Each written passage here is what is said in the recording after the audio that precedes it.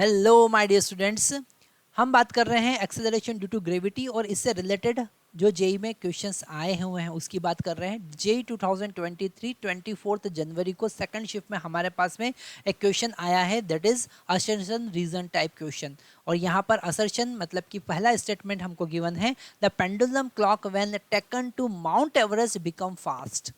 तो यहाँ पर पेंडुलम क्लॉक का कॉन्सेप्ट हमको पता होना चाहिए।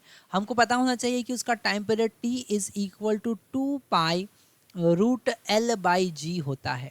ओके और अगर आप अर्थ सरफेस से ऊपर जाते हैं तो ये हम पहले ही डिस्कस कर चुके हैं कि acceleration due to gravity decrease होता है। तो अगर g यहाँ पर डिक्रीज होगा तो टाइम पीरियड इंक्रीज हो जाएगा, और टाइम पीरियड इंक्रीज होगा इसका मतलब क्लॉक फास्ट नहीं स्लो हो जाएगी। क्या हो जाएगी?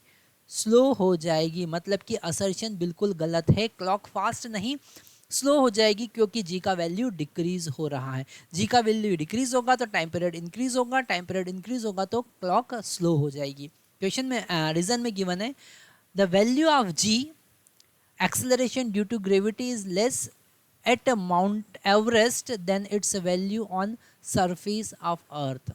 ओके बिल्कुल सही बात है। जो हम बात अभी कर रहे हैं वही एक्सप्लेन कर रहा है कि माउंट एवरेस्ट पे अगर हम जाएंगे तो acceleration due to gravity decrease होगा। रीजन सही है पर करेक्ट एक्सप्लेनेशन नहीं है। तो अगर हम फर्स्ट ऑप्शन देखते हैं, both A and R correct but R is not correct explanation of A. बिल्कुल गलत है, दोनों करेक्ट नहीं है।